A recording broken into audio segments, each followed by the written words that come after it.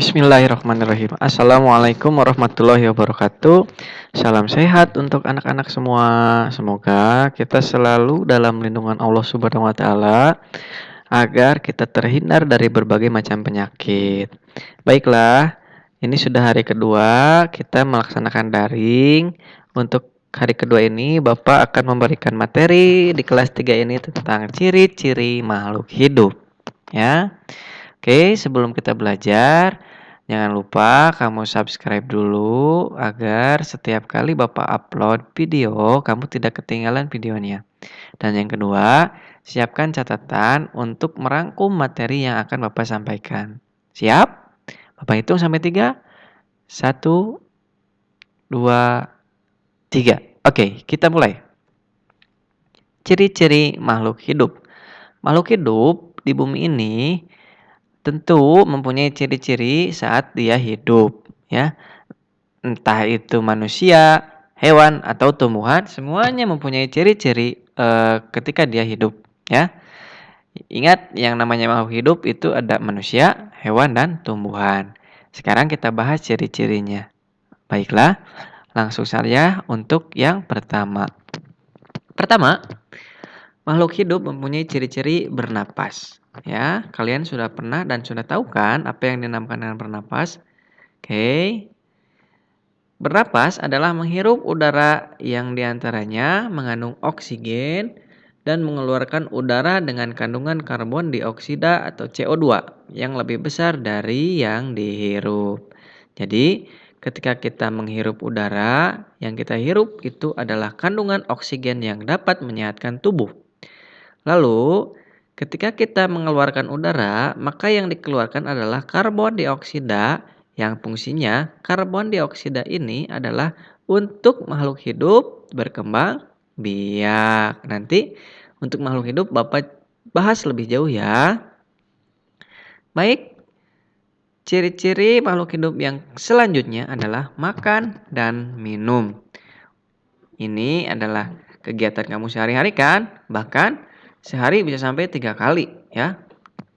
Ini kamu lakukan karena kamu adalah salah satu makhluk hidup dan mempunyai ciri-ciri makan dan minum, ya. Untuk melakukan aktivitas, setiap makhluk hidup, baik itu tumbuhan, manusia dan hewan perlu makan agar dapat beraktivitas. Karena dengan makan kamu akan memperoleh energi sehingga kamu dapat beraktivitas dengan baik. Tetapi kalau kamu misalkan makannya sedikit, maka aktivitas kamu akan terganggu.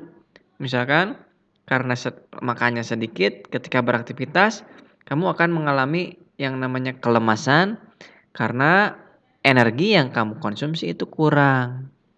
Maka makanlah yang cukup. Jangan terlalu banyak juga ya. Makanlah yang cukup agar ketika beraktivitas kamu dapat melakukannya sebaik mungkin. Itu ya ciri-ciri makhluk hidup yang kedua. Lalu selanjutnya, ciri-ciri makhluk hidup itu adalah bergerak. Ya. Bergerak itu bisa berjalan, bisa berlari atau menggerakkan anggota tubuh dan sebagainya. Itu kamu bisa karena kamu adalah makhluk hidup.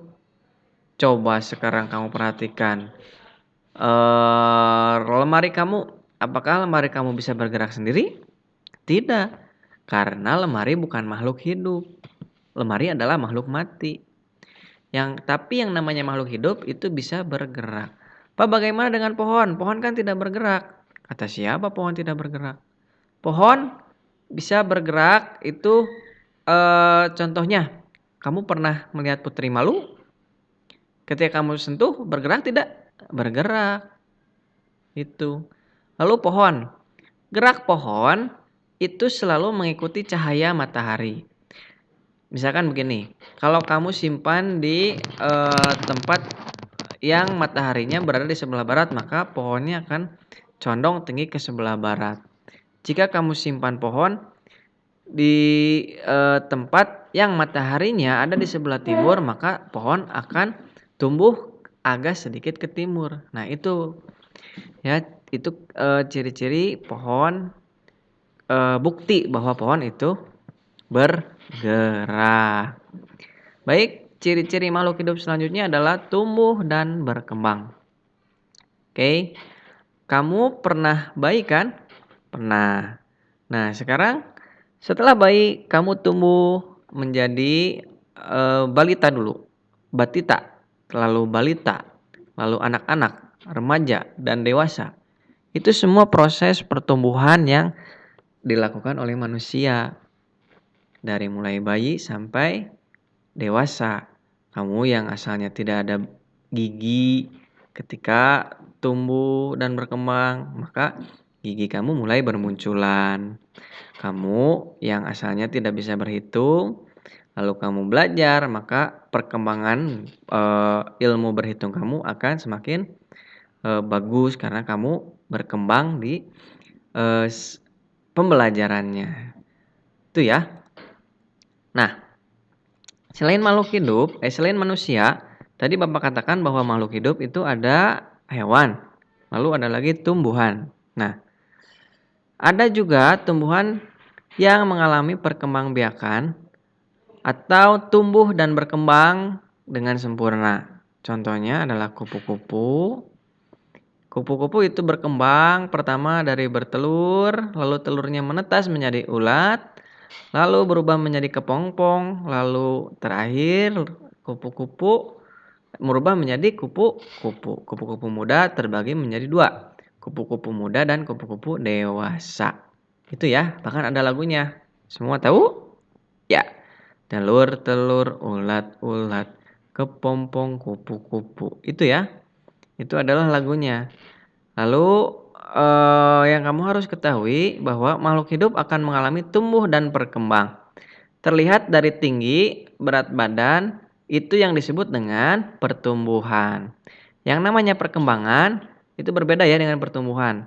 Kalau perkembangan, ketika kamu tidak bisa bicara menjadi bisa bicara, ketika kamu tidak bisa berjalan bisa menjadi berjalan, itu yang namanya perkembangan.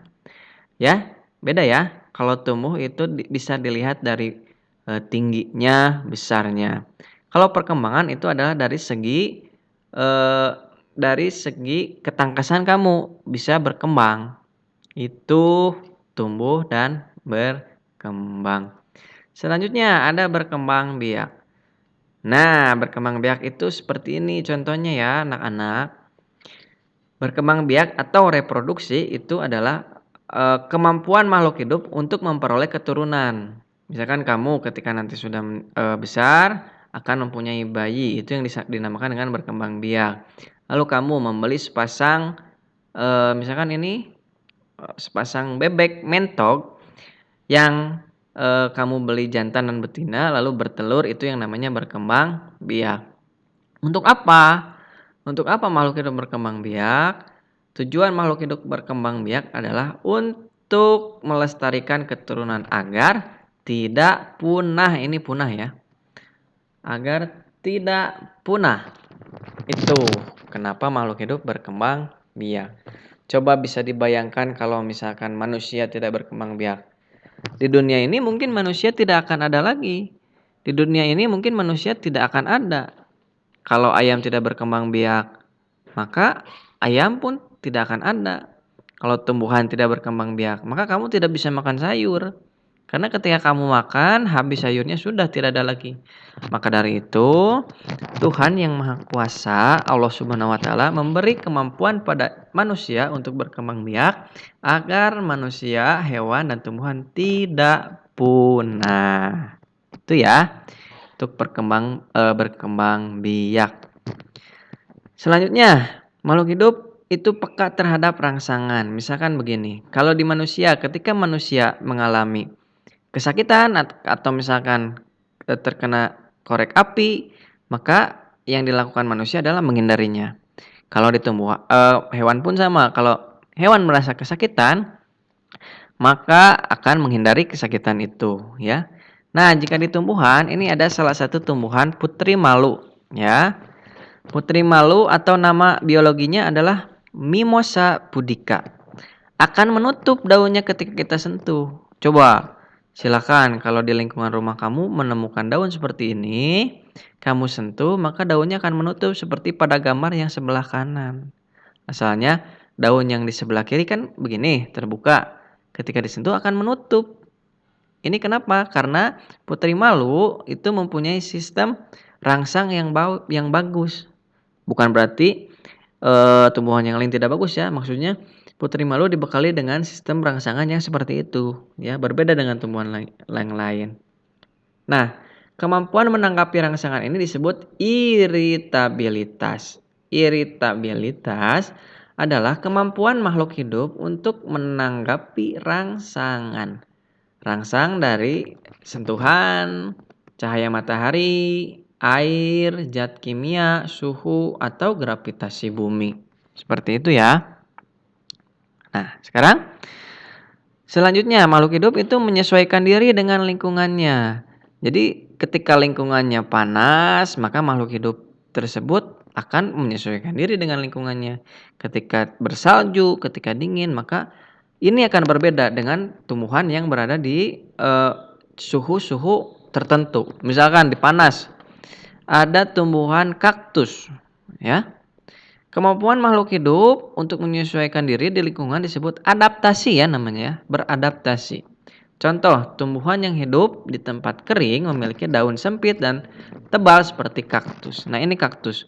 Ini daun yang di atas ya. Di pinggir pun ini daun. Nah, itu maksudnya itu sangat tebal daunnya, tidak seperti daun-daun pada umumnya. Kalau daun pada umumnya kan pipih. Tapi kalau ini tebal, itu fungsinya untuk menyimpan cadangan makanan. Jadi, pohon kaktus itu bisa hidup di tempat kering sekalipun, ya. Lalu juga pohon kaktus dibekali dengan duri-duri untuk melindungi diri. Itu, ya. Lalu misalkan eh pohon kaktus ini ketika kita belah maka airnya akan terlihat. Ya, siapa di sini yang sudah melihat kaktus? Ya, bagus. Berarti kamu mempunyai wawasan yang tinggi. Baiklah, seperti itu yang mungkin bisa Bapak terangkan. Semoga bisa bermanfaat untuk kalian. Kurang lebihnya mohon maaf. Terima kasih. Wassalamualaikum warahmatullahi wabarakatuh.